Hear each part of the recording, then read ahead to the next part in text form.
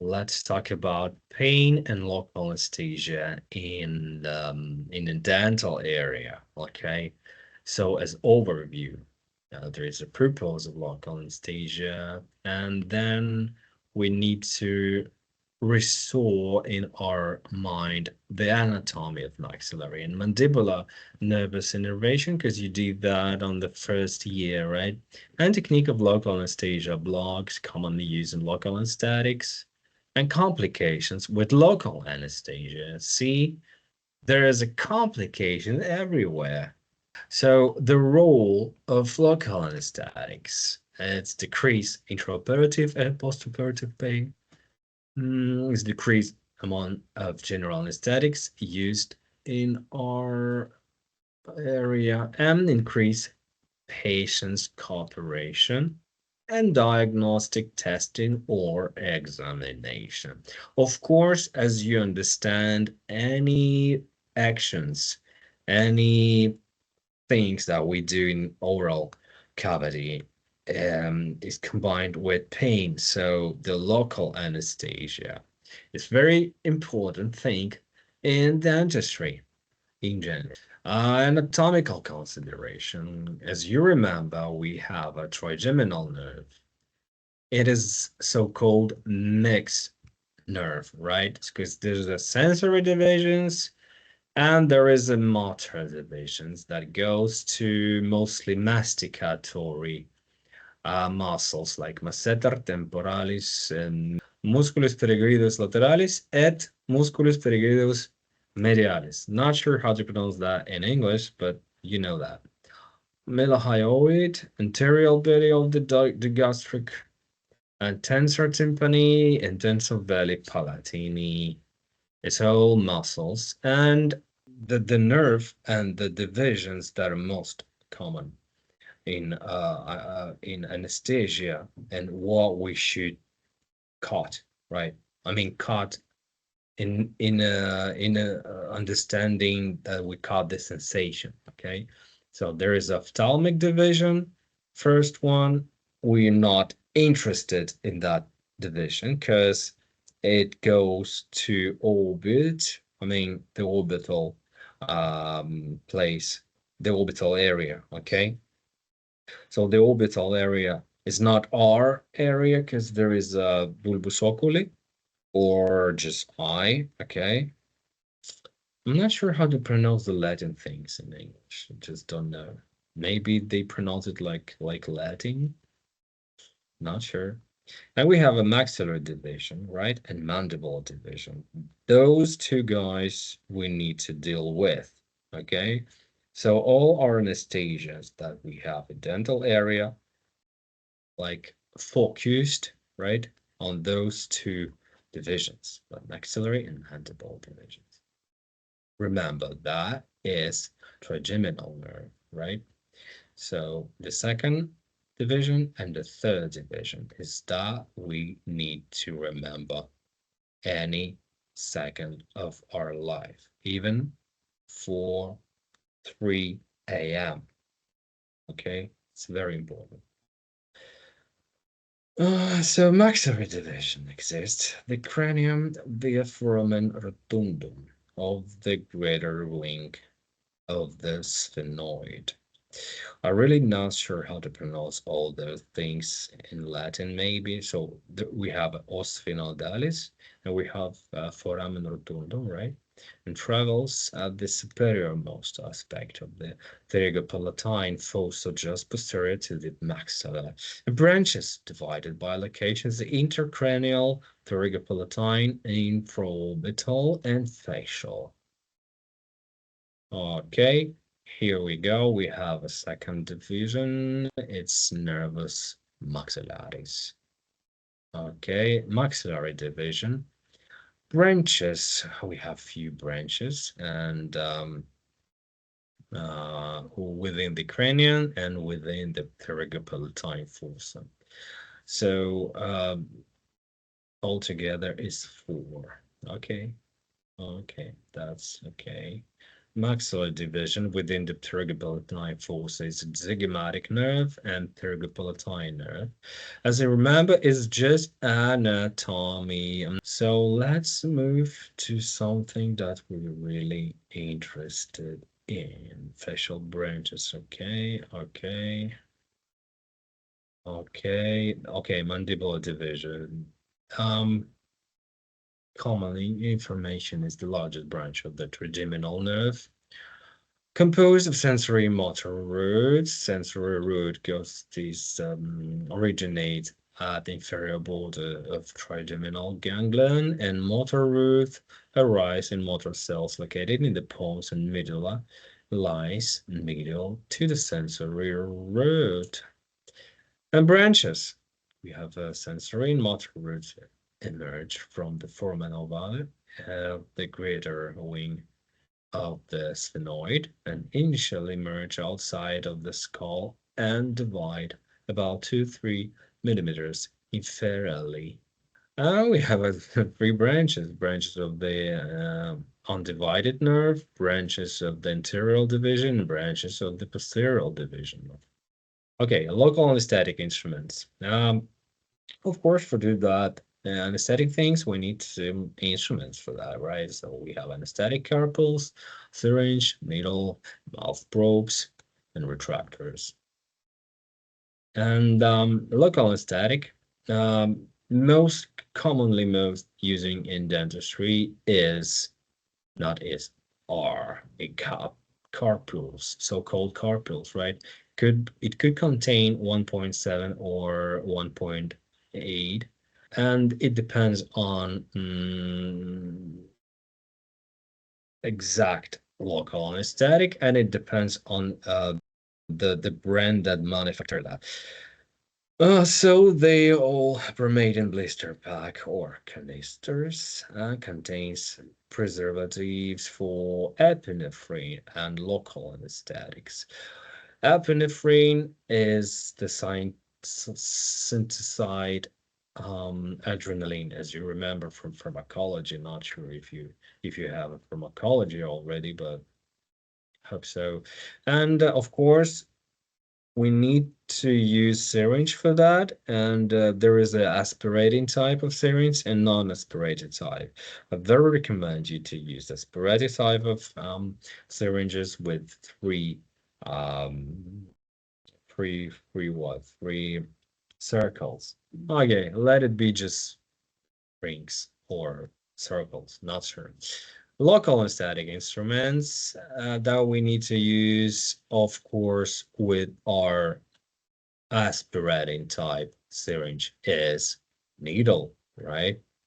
There's a different needles for different anesthesia techniques, because in most cases, we do infiltrating anesthesia. It not so it doesn't matter how long your needle. And for some anesthesia that we do in the mandibular zone, we need to use some long needle for that, more than 40 millimeters.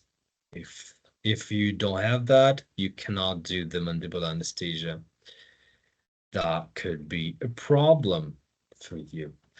Yeah, we have a topical anesthetic. Of course, it's just as it says, to decrease discomfort in non-sedated patients, but it doesn't work, because it's just pointless. Of course, mentally it could work for patient, but uh, I don't like it. But still, you can use it, no problem. The local anesthetic instruments, as we see the syringe with needle and maxillary anesthesia. If we go upstairs, right? Three major types of injection we have: local infiltration, field block, and nerve block.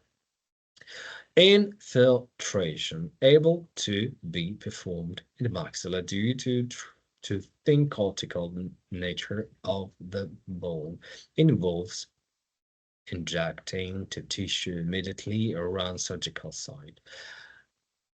See three different injections here. Let's move on. Fill blocks. We use our local anesthetic and a deposit near a larger terminal branch of a nerve. And nerve block, we use that technique. Deposit our anesthetic near main nerve trunk and is usually distant from operative site.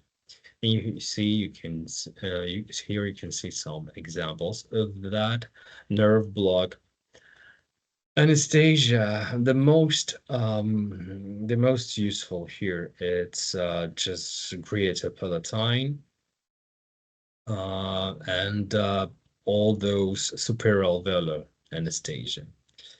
It works. So posterior superior alveolar nerve block, we talk here about nervi alveolaris superiores posteriores, in Latin, used to anesthetize the pulpal tissue corresponding alveolar bone and buccal gingival tissue to the maxillary, first, second, and third molars. Here you can see how they look inside the bone. Of course, you already know that. So let's move to technique. The point of injection. It's area between first and second molar. You need to remember about the angle of 35 degrees superiorly and medially, and no resistance should be felt if bony contact angle is to medial reposition laterally.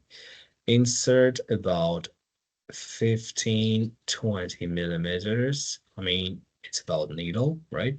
And aspirate, then eject if negative. Yeah, it's just like some text, but you need to see a few times, and then you understand what is that and how to do that. But first, before watching something and monitoring something, please remember about the basic things as anatomy and physiology. So without that, it could be dangerous for your patient, okay? Here you can see how it looks in the mouth cavity. Of course, you need to use gloves. It's absolutely prohibited to work without gloves, okay? It's just a picture. Don't do like this. Okay, maxillary anesthesia middle. It's all very similar.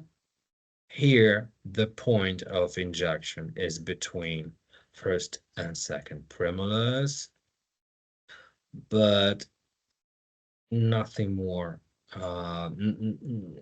Not much, not much things change here, right?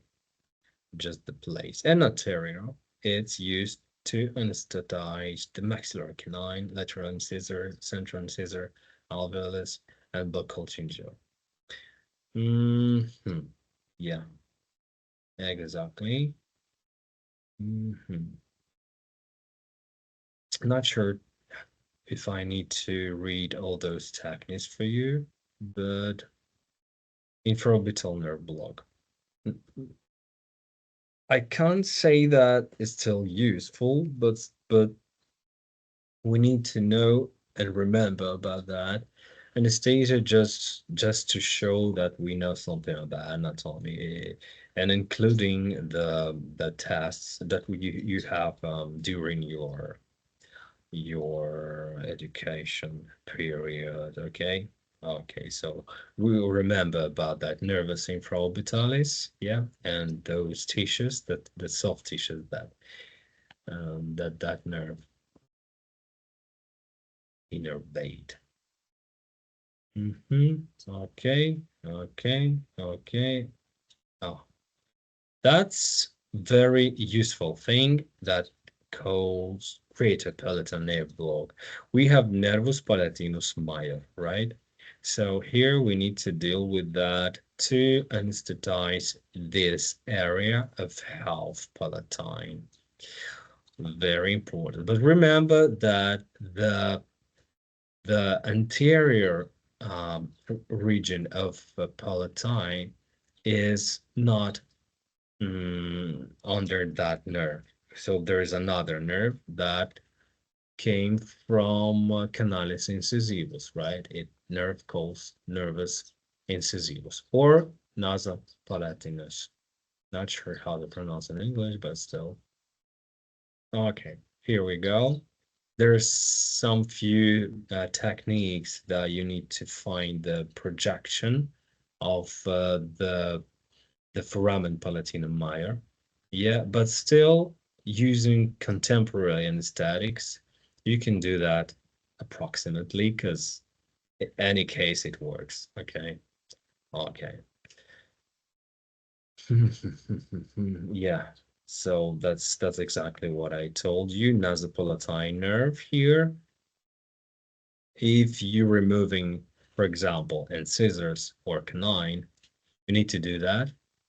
And 50-50, you need to do that if you're extracting the fourth tooth or first premolar. Okay. Hmm. Okay, nasopalatine. Yeah, here. I should say that this kind of anesthesia is most painful among others. Yes, very, very painful, but still. Okay. I propose you to go to mandibular, right? Yeah, that's most interesting. So, mandibular anesthesia. So any anesthesia, you need to remember about three things. First thing is the point of injection.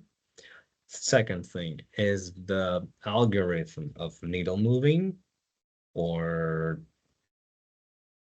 where you need to go, where you need to change the way, and all those degrees and all those paths of needle, okay? And third thing of any anesthesia is final point. So the final point in mandibular anesthesia, and of course, is foramen mandibularis. So we have a few ways for that. Intraoral and extraoral. Okay, so in intraoral, it calls just mandibular anesthesia. There is some variation of that. You can read in some books, not books, manuals. Okay, and there is an extraoral anesthesia. There is a four ways for extramandibular anesthesia, but that's not the subject of our lecture. And I wish you the best of luck as we have the end of our lecture.